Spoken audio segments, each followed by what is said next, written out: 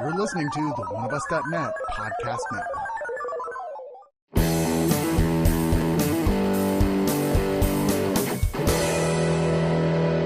Ah, God, this show has a syndication deal through Netflix. What? Netflix? Will there be puppets?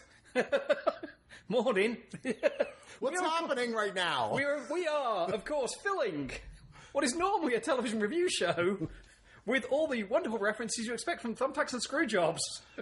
Oh, yeah, the other podcast we got with these guys, Richard and Gene. Who On the One of Us network. Yes. That's us. Please subscribe. Yes. Thank you. Plenty of awesome stuff for you to peruse. Including, absolutely free, Thumbtacks and Screwjobs. But we are not talking about contemporary wrestling today. We are talking about Glow. Old school. Oh... Thank you for the suitable 80s remix. But not the actual Glow. Not the actual Glow. Okay. Some bright spark at Netflix. Well, actually, it was Liz Flahay and Carly Menchu, the series creators and executive producers, went, hey, what's this documentary called Glow? And they watched the documentary and went, this is really phenomenal. Because it's the first time they'd really ever known about the gorgeous ladies of wrestling. Wait a second, this isn't a Last Dragon sequel? No. Damn it. Elliott, go now. This is very, very, very loosely based on the 1980s all-female televised wrestling promotion, which was of questionable wrestling value occasionally. It was shock schlock for the most part, but it was entertaining. It was the Vince McMahon style of carny wrestling turned up to 11. A lot of stereotypes. Oh, God. There's stereotypes on the show. A lot of non-wrestling fans watched and were appalled. And That's how it was. it honestly was. And most wrestling promotions have evolved, except, unfortunately, the biggest one on the face of the earth I right think now. people just forget what the early 80s were like. Yeah. Just generally. It's that whole people now. Have you seen this thing going around now where people are going back and criticizing stuff from a while ago, going, can you believe how racist or how this wasn't exactly up to modern feminism standards or whatever it is? You're like, it was made in like 1992 or something. I did actually find somebody complaining about a letter that was written about RoboCop. Oh, dear. Yes, I've heard about that. Oh, yeah, and it was from like Starlog magazine, in right? 1988. We are not quite at the point yet where RoboCop turned up in WCW, which is a thing that happened. that happened. Really? 'Cause it's a That thing. happened. I want to see a show about that. 80s wrestling, there was a lot of cheese, which was why Glow existed. It was seen that there was tasty. Tasty. It was more like it was sporadically spray like cheese. 80s wrestling. Like, I watched it a little bit when I was little. Like, it was just so fun to watch. I watched it. It didn't take itself I watched seriously. it just long enough to go, oh, look, there's Kung Fu on the other channel, and switched over. See, I was that jackass even when I was 8 or 9. I preferred the promotions that treated it like a real sport, and I grew up in the Northeast, so unfortunately WWF was the be-all, end-all, but through tape traders, conventions, I got brought into the world of Stampede Wrestling in Calgary, There are New times Japan. that, like, I watch your Facebook feed, and like, I wonder why you keep hurting yourself by watching regular West wrestling, because it's always Because he's got a show to talk about now. I watch. This is so I try to watch horrible. everything, and that's the only show outside of WWE I actually enjoy wrestling. Well, okay, so what year did Glow actually happen? 1986. It ran for 4 seasons, if I'm not mistaken. yeah. The pilot was shot in 1985, 85. And I'm- December. and ran through till 90.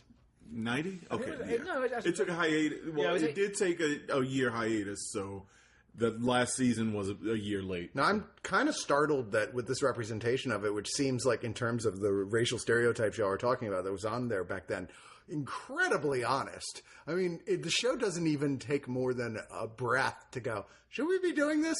Because honestly, that was, like you said, that was 1985, you know?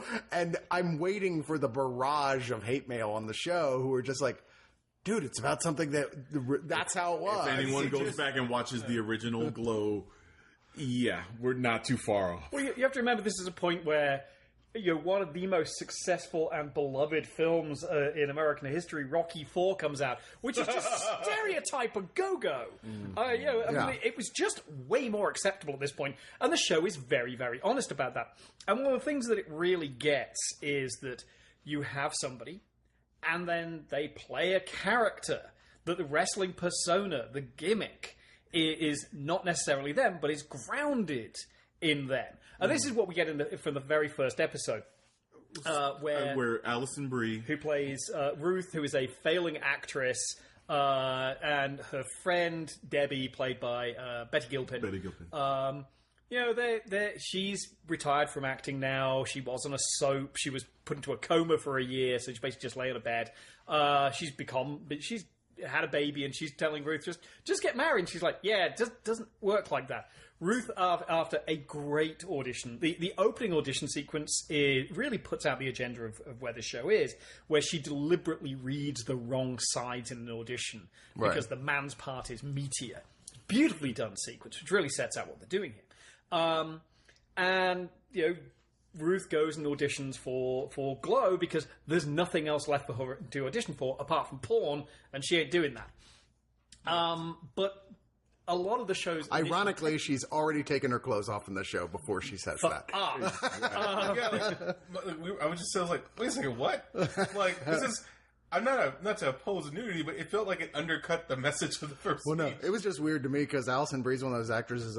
When she's suddenly naked, I was like, I felt like we're not supposed to be seeing this. You're like in dead. I'm just kind of like, you're like, no. She's like, it's Allison Brie. She's like innocence and purity. Have you seen the Interpol video? Just watch that. I have not. Yeah, Allison Brie. I gotta give applause to. She plays the Midwest bubble girl. But she's been playing that for years so well, and you would think that she would get tired or start to slip. She doesn't miss a beat. No, she just plays Annie. Yeah, no, pretty much. This is not Annie. It's a deviation off of it a little bit, but the core is Annie. There's only so much. Annie is a satirical character. She's hyper exaggerated. But I agree that the core of this character, there's some similarities. It's just what if Annie was a real life person? Yeah. Type of. That's what I agree. I got that too. I was like, yeah, this isn't Annie. It's definitely not like her character on Mad Men. No. Very different. But that being said, I don't think that's like a detraction. It's just a detraction. She's playing in her wheelhouse, is what I'm saying. Yeah, but like. As proving that she's got some real acting chops, because unlike Annie, who's definitely played for bigger than life comedy, here she's playing a character that just feels very real for a show that is as well can be very spoofy and bigger than life at points. She's kind of the grounding point of the show in a lot of ways. Well, and one of the great things about this is this phenomenal ensemble cast. I mean, the anchors really are her, Betty Gilpin, who Gilpin, I got a chance to interview her, and she said, the great thing about this show was that, she's very expressive, and it was very hard for her to get parts because everybody was saying, like, you're really good, stop moving your face. And this is a thing where you can go big and it still feels part of the character. And then when they're in the ring, it really plays perfectly into it. But one of the great secrets in their arsenal is Mark Maron. Plays Sam Sylvia, the director. I can't picture anyone else playing this role now. I'm like, I can't even imagine in the casting room they had a list. This is one of he is going to go down as one of the new iconic characters of our generation. I truly believe. I think he was fine, but I feel like they should have pulled him back a little bit in some scenes because he changes the tone of an episode just by having him there. It's just like, this tone is serious, like slightly comedy, and then he comes in and he just has this zinger, and you're like, but this tone shifted so dramatically. I mean, I feel like that there's a good reason for that, though, because a lot of the times when things are getting too serious, this is a comedy show, ultimately. And, I never got that sense that it was like they're marketing it that way. And like, Maron also is the guy who, he doesn't really want to be doing this. Some of these people actually really do want to be doing this. Like I'm forgetting her name, but the name of the character whose older brothers are all wrestlers. She the one really who plays Machu Picchu. Yeah, she really wants to be there. Several of these others, as it goes along, everybody really wants to be there. And he's kind of that holdout character who's just like, this is all ridiculous. Jesus Christ. I'm trying to make some money. It's like herding cats. This is insane. Well, like, but that's actually really based on what... That's one of the things that they really do keep accurate, because they change an awful lot in characterization, mainly because they probably couldn't get the rights to everything and everybody. So these aren't... if you're looking for an accurate history of Glow, well, for starters... It doesn't start in New York and move to Vegas. This is all in Los Angeles. So that's a big change. But Sam Silver is based on the real director, who was a burned out exploitation director who didn't take any of this seriously, who really did think it was beneath him, and really was trying to get everything. And suddenly it becomes exploitation films. Yeah, then suddenly this is beneath me with those exploitation films. Yeah. No, those are high art. No, watching this, I'm like, because I'm not a big wrestling guy, I keep going, man, I want to see his movies. I want to see the exploitation horror. That's more up my alley. But this was a guy who really didn't want to be doing this, but it became successful, and he didn't expect to be. And it kind of catches that. And this does catch a very specific kind of the 80s. It's a grimy, unpleasant... it's not everything's neon and super shiny, and everybody's... there are people in suits with the sleeves rolled up, but that's because they're kind of douchey and coked off their tits a lot of the time. You're completely right. Like, it shows that part of the 80s that doesn't get acknowledged a lot, especially these days. Like, they'll go back to the songs, but they don't talk about, the shit about welfare queens and how that was, like, a big concern. Or crack. Yeah. Crack. Mentioned multiple times within one scene. It is interesting the way they're using the stereotype seems to be less for humor purposes, because it's not really funny. It's more like where the 80s mentality was at. This is what they're thinking the stereotypes people had by showing these wrestlers all playing the welfare queen and Beirut. Yeah, exactly. You're like, oh, well, this is the kind of very Beirut's generalized... the terrorist character who's actually Indian. Yeah. It's just like, well, you're dark skinned, which, as Gene and I can attest, is still a problem in the WWE. Well, where it's like, these days, you're foreign still looking. The foreign bad guy, that is such a dated thing, and that's the one company that still goes back to it. Well, at least now WWE has that. They have those three guys that one has a trombone. Oh, the New Day. Oh. They seem awesome. They're not really feeding into a stereotype. They're just sort of goofy.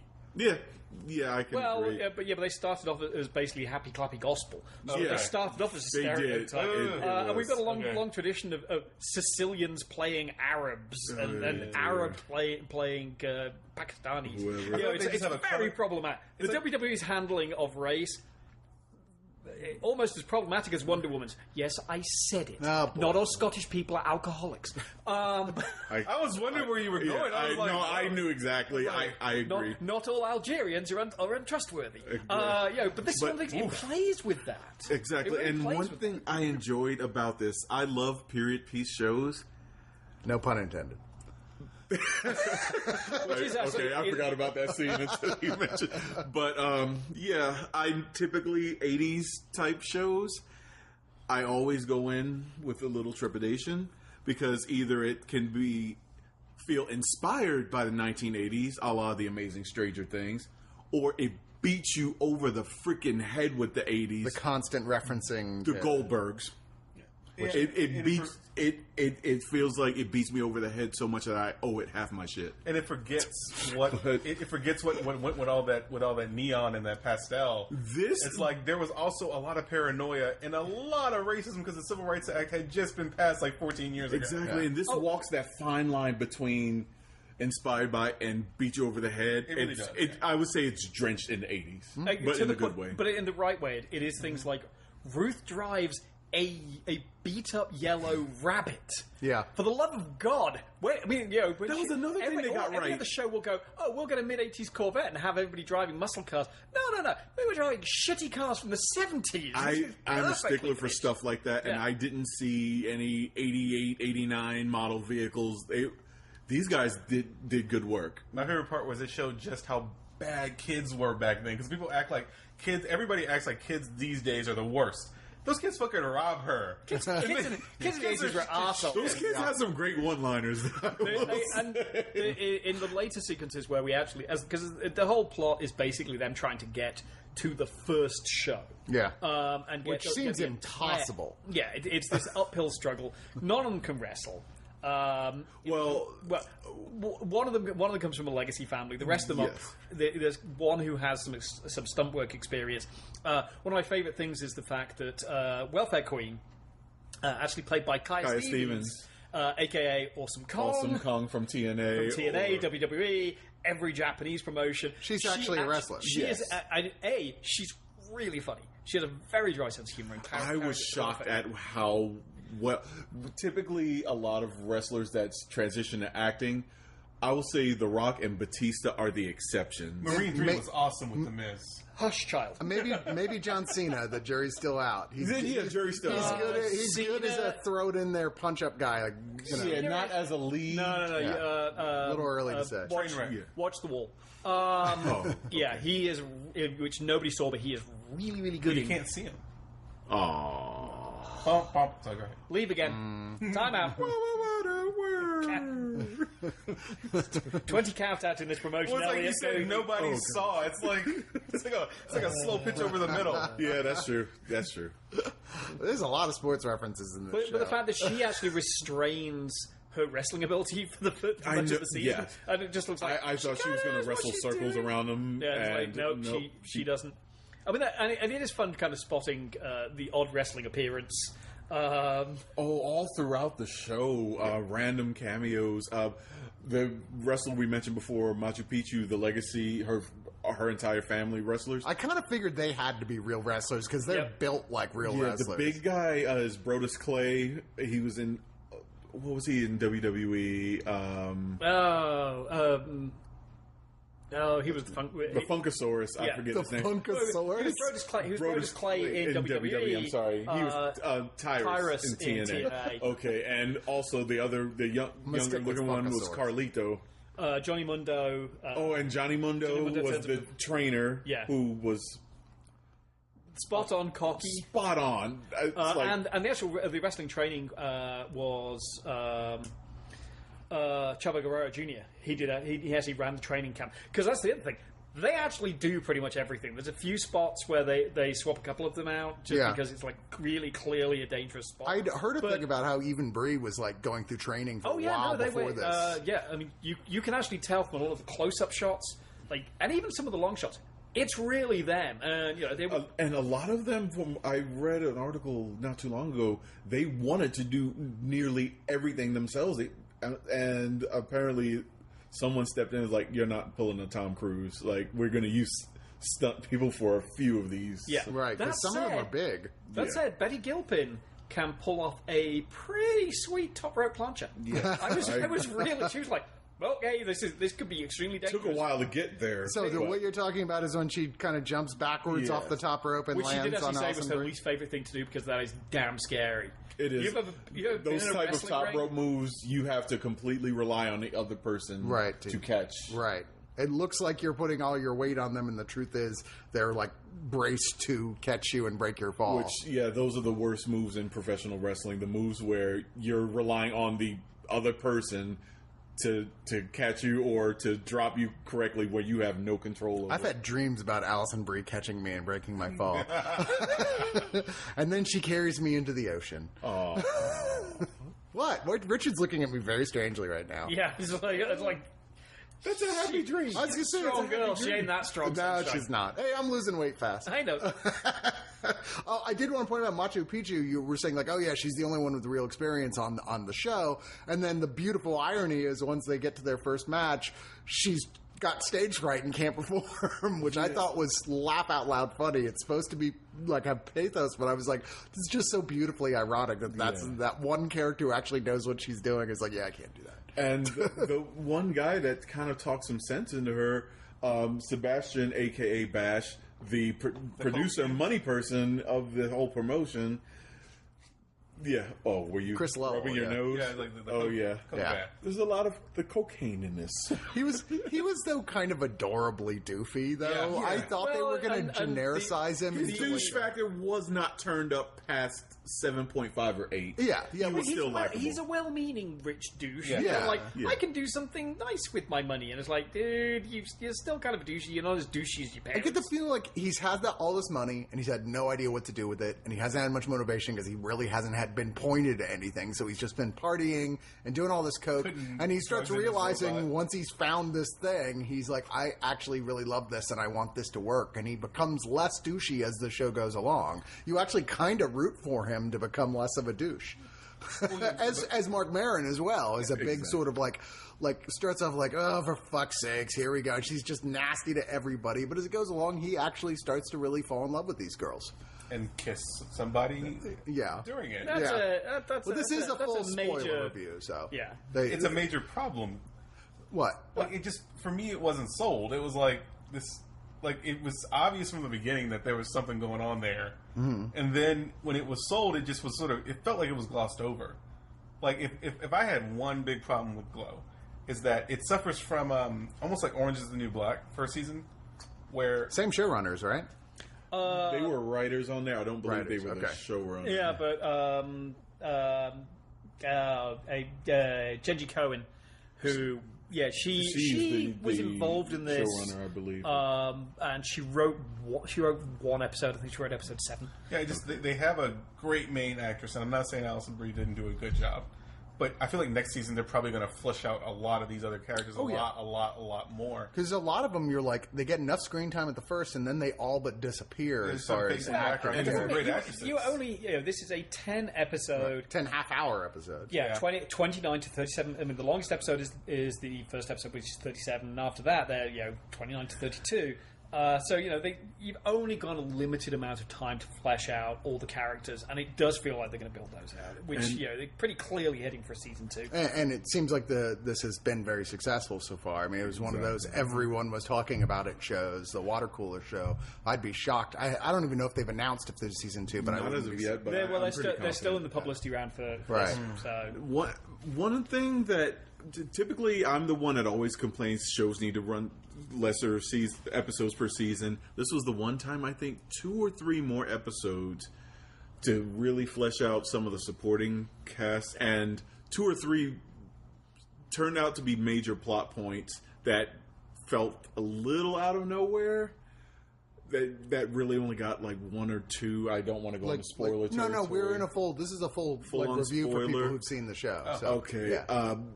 As far as I would have liked for Bash to have gotten a little bit more before the episode where he tells Machu Picchu about being cut off financially, so their promotion is screwed. Yeah. The episode where we meet his family, between when you find out about the him being cut off and then meeting his mom, there didn't 2 more episodes go by with nary a mention of it. Yeah, they just sort of abandoned it for a little bit and came back. And once again, though, that's largely because there's just so many goddamn characters. Yeah. And the show is setting up the scene more than anything here. With 30, on average, 30 minutes per episode, I would say 12, 13 episodes are probably going to be needed in the future. I was shocked to see it was as few episodes as it was for a 30-minute show. It could quite possibly be that, this was a little bit riskier. I mean, when your biggest names are Mark Maron and Allison Brie, neither of whom are exactly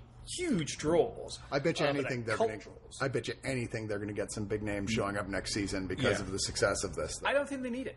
No, they don't. I think it would be. In fact, I think it would be a huge mistake. The thing you've just all bitched about is that there wasn't enough character development time for the other characters, and now you're saying, let's add more people? No, I'm just saying I bet they will. More people and more episodes. I'm just saying I bet they will. But I don't think you need that. I think that would actually be a really huge misfire, because if we're going to talk about Orange is the New Black, you start burning time and to bring other people in Orange is the New Black, you're going to sideline Aaliyah Delaria. It's like, it seems like an error. What they're clearly doing here is setting up seasons 2 and 3. Yeah, for sure. I mean, and the expansion of the show beyond what we get at the end of the first episode, which is they have an event. It's okay, and they have a match which actually does everything they want, and a nice little nod. I think that's the great thing that it does, is that it's really accessible to non-wrestling fans. Yeah, I don't watch wrestling at all. But the fact that the final episode has a clear Toronto screw. A Montreal Screwjob in the end. I do want to say that I know enough about wrestling, know how the plots are. As one character said, "Oh, it's a soap opera," and having it where the show itself pulled the same type of twist on you during a wrestling match as a twist, but the twist is on the viewers as well. I was like, that's amazing. That was so brilliant. I had an issue with it. On the one hand, I completely agree with Sam's final words. The money's in the chase. You typically want to have the bad guy as their champion and have the babyface chasing the title. Right. On the other hand, the setup to get us to that point with Welfare Queen and Liberty Bell, this is what was referred to as hotshot booking. That became a major issue during the Attitude Era, the most popular period of pro wrestling, where it's blatantly obvious that they kind of threw this together at the last minute, swerve, or they think we're going to go this way, and then they're probably going to predict us swerving this way, so let's swerve this way. Right. Hotshot booking led to a couple of companies going under. But I mean, that's actually kind of something they could be setting up, is that this is a company that did not last long. It was very successful and imploded completely within 4 years. Nothing. So it's the seeds of its doom are already in everything they do. And I think you got to come to the this isn't the ambiguity of the Sopranos. We know that if they go through to the end, they're all out of a job, and then we're going to be going like, I got to wrestle for a while. And at some point, we're probably going to have a serious injury plot line in future series. I'm sorry, what? We're going to have an injury. Injury. Yes, they have to. I mean, it's a part of pro wrestling. Yeah. There's no way to avoid that.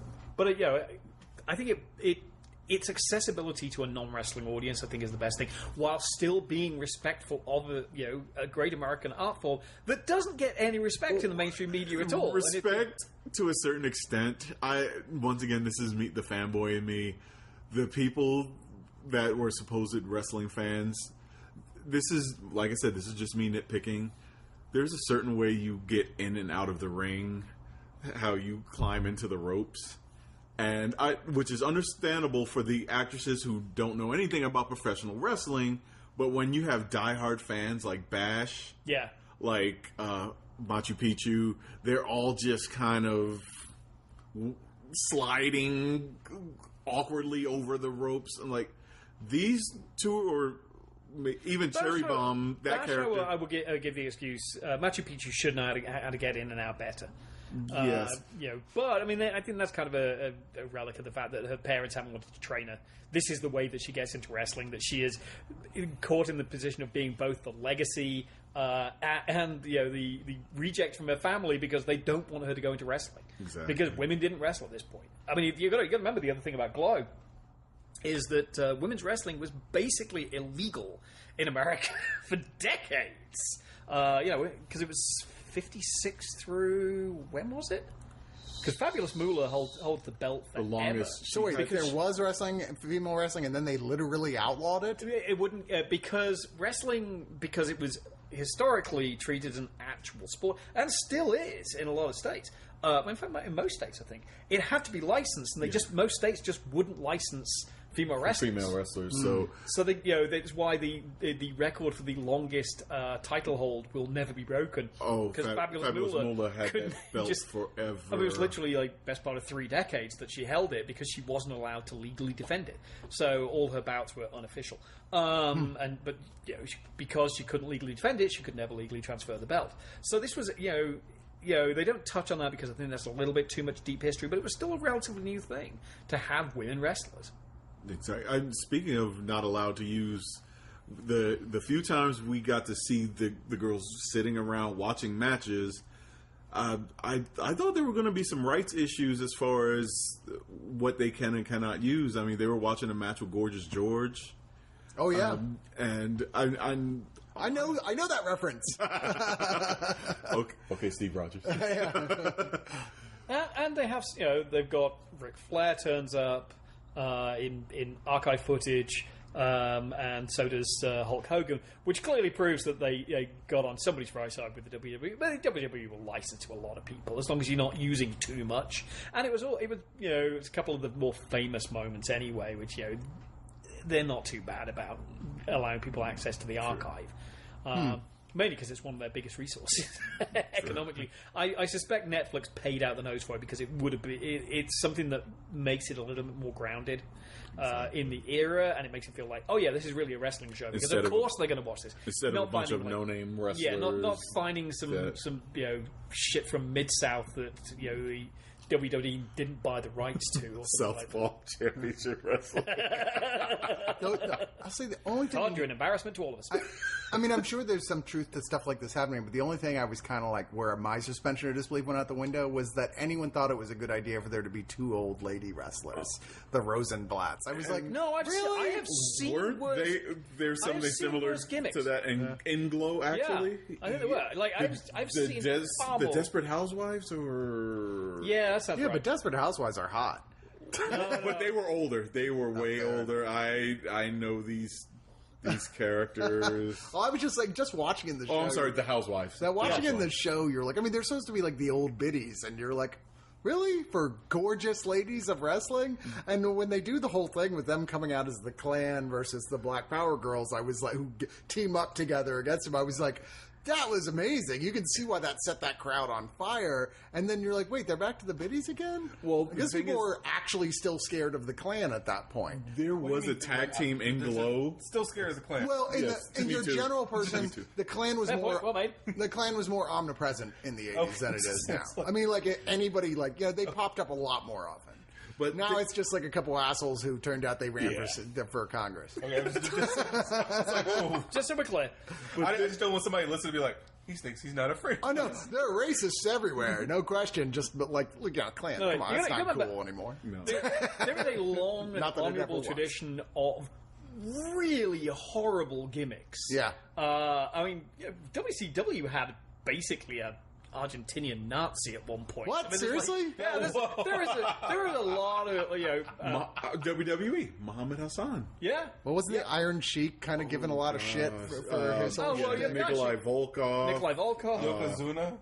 No, Yoko was different though. Yoko was just a big lad from Japan. Tojo. Oh, Tojo. By the way, wasn't Hulk Hogan originally a villain? Somebody told me that, and it was like he came out as a villain, and then they made him into a good guy. Hogan, AWA. He was always kind of a babyface. Was he? Yeah, like he was. I mean, they ramped up the ridiculous level of babyface. I mean, he was slightly heelish in Japan. People that look like him with his height and his physique, they typically try to push his baby faces. Rarely see him as heels. Let me ask you about Glow, the real Glow itself. Did anybody go on from there to do anything, remarkable after that? The real Glow? Jazz? Was it? I thought Jazz was actually went on to Jazz was. Which is actually, you're getting the vague feeling that one of the characters, Cherry Bomb, is clearly, she inspired by Jazz. Yeah, and you sense that when everything finally falls apart, she's going to be the one that, because they're hinting at her walking away from this, and she might wind up being the one that actually does have success outside of Glow. Yeah. It's funny looking at some of these names. Yeah. Dementia 2. That's who I was going to bring up. Allison Brie's character, the villain that she plays, Zoya the Destroyer, that was loosely based on Colonel Ninotchka. I implore you to go to wherever video source you have to watch old Glow videos. YouTube? Yeah, you can go to the old YouTube and check out Colonel Ninotchka's promos. There is actually a really good documentary, Glow, The Gorgeous Ladies of Wrestling. It's on Netflix as well. Netflix. Yeah, when you finish the series, it'll say, where usually you would just click again to watch the next episode, it'll go to the documentary. If you've got an interest in wrestling history, not least because Netflix has a long history of not keeping everything permanently. If you've got an interest in wrestling, well worth picking up the documentary. It is on DVD. It's not particularly expensive. I think it's like a $10 doc, and it's well worth the investment. Well worth it. Yeah. All right, well, let's go to final thoughts on this thing. Elliot, why don't you start us off? I enjoyed it. I thought it was I watched it all in a night. I think it was last Friday night, and it's a good show for what it is. It was easy to digest, especially because the show I watched before this was Handmaid's Tale. So this was a nice sort of palate cleanser. Yeah. I think it has a lot of potential. I think they have a knockout cast. They got Ellen Wong, who played Knives Chow, and Scott Pilgrim. They got Kate Nash, a musician in her own right, just showing up. So they got a lot of potential. I just feel like some of the stuff was a missed shot, but I don't mind if they struck out a little bit when they were trying to hit a home run. Because it was clear they were going for it. And like, if I had one main complaint is Allison Brie and Betty Gilpin, they had such great chemistry, but after there's a part in the middle of the series where they really get into that big real fight in the ring. Yeah. After that, there's never really a match for that emotion, at least for me. And the way I understand stories is like you really want to try to build to that climax, and they never beat that. So I spent the rest of the series sort of trying to get back there and never really got back there. But that all being said, I gave this 7 wrestling moves that I don't know the name of out of 10. Good one. I'll go next just because these guys are the wrestling show. They're going to take us out with whatever they want to say. I guess I'm kind of with you. I actually felt that way as well. It's like they almost had to, it felt like maybe the storyline with Mark Maron and the character being his daughter was pushed back towards the end of the show because we need something that's a little more like dun dun in the later half of this to happen. And I liked that turn. It's like, that'll be really interesting to explore. It's too bad it's only happening here at the end of the season. So it's going to be a while till we see how all that plays out. But I thought it was, it was funny when it wrapped up, so to speak. Love these characters. It does really remind me of Orange is the New Black in the sense that you have a giant group of characters, and I really don't know most of them. Most of them are totally unfamiliar actresses to me, and I'm really getting to love all of them. It's like all of them have like the little bit. You're like, oh, that's great. I can't wait to see what that character does next. I just want it to be like I said before, feel more of an ensemble show. I would love to see more episodes that are about 4 or 5 characters who are like, we're women on a mission going out to do something together. Where we get a chance to see them all interact more than just in the ring. But it's still a lot of fun. It's so easily digestible. It's practically cotton candy. And it's very well made. Maron has got, I think he's even better here than he was on his own show, Maron. I think this is a terrific performance by him, and he plays off so well off these ladies. I give this 8.5 out of 10 painful knots on the forehead from being banged on your own hand on the side of the ring. This show at first was a bit of I will admit, the pilot was a chore for me. May not have been for a lot of people, but I saw the pieces of a good show, but it didn't come together for me. Episodes 2 and 3, boom, sold. Once I got past the pilot, I will go so far as to say, so far this year, this is possibly my favorite show based on the characters alone, even though we did not get much from a good 70% of the cast.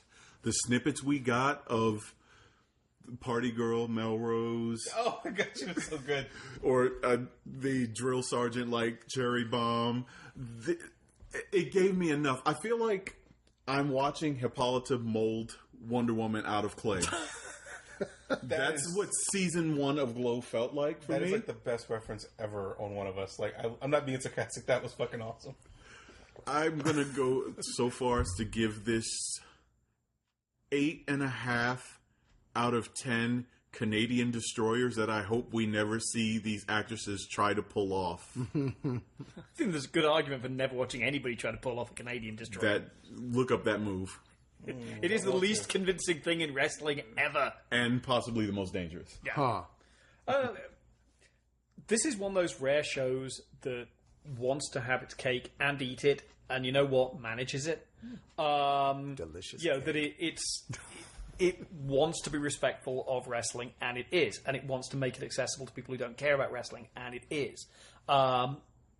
It wants to play with character cliches and stereotypes and undercut them at the same time, and it does that. And it's an extraordinarily strong script. Pacing issues aside, and I think a lot of those are that it is trying to do so much in 10 episodes. And a lot of that is not going to be up to them.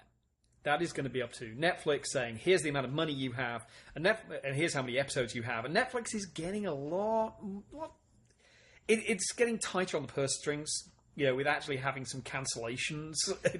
It's going, oh, we can't just randomly throw $7 million an episode at stuff. And this is not in that price range. This is a much smaller production than I think they've done in quite a while.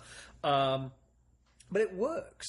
And it's not just in the character arcs and the individual standalone stories. For example, when Ruth goes to a bris, which that episode, that really was the episode that went, let's just let Allison Brie do what this character is about, which is it's somebody embracing the fact that she's not necessarily the world's nicest person, and she really is okay with playing with stereotypes.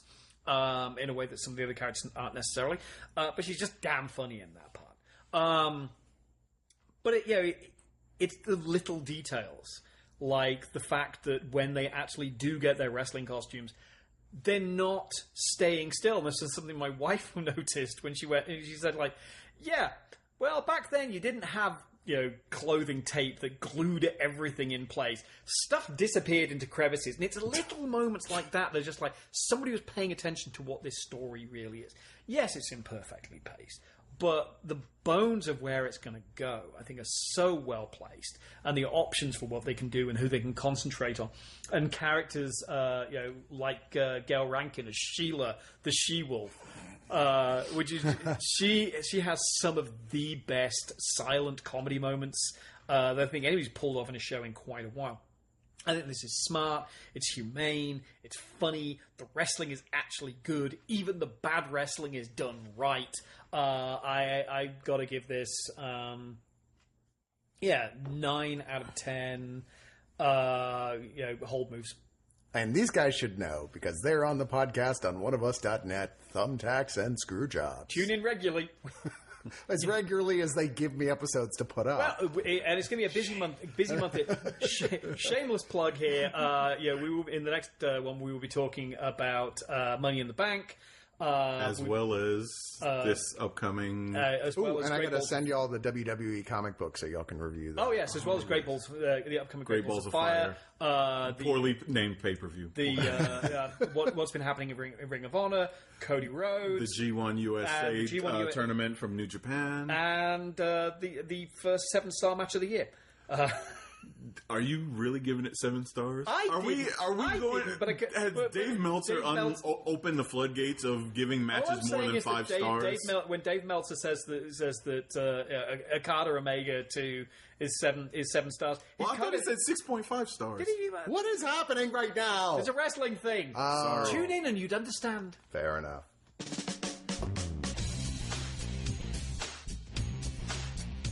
Oneofus.net has been your one-stop shop for all things geek for years. But there's a side to them many of you have never heard. The subscription side.